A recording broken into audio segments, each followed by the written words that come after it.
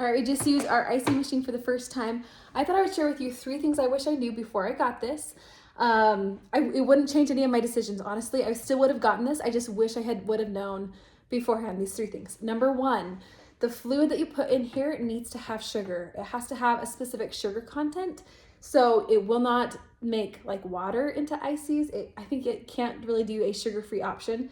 It does have to have the sugar to make it this awesome texture. Do you see that texture? It's so awesome. Number 2 is there is a learning curve. So I threw this in there. It was just lemonade. I poured in there. I let it run and it beeped and I was like, sweet.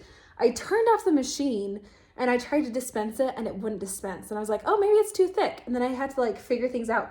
No, it just has to stay on. So it will beep and it will keep running. This little auger in here will keep spinning. And that's what helps the dispensing. So that is something that it's super easy to figure out. I just didn't even think about it. I had just turned it off and then tried to dispense and it didn't work well. Number 3 is how many options there are and how fun it is for the kids.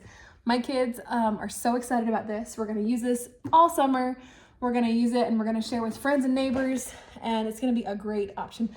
One other bonus thing is that I didn't realize that you had to have a minimum of 2 cups. That's actually awesome. I was thinking you'd have to fill this whole thing the whole time. So if it's just me and my husband wanting a little sweet treat, I'm gonna do closer to 2 cups because like you don't want to fill the whole thing, the 8 cups up, if you don't need it. So those are the things I wish I knew earlier. Super happy, super impressed with this machine. It makes a great little icy. This is all that's left over from my kids. So super happy with it. Very much recommend.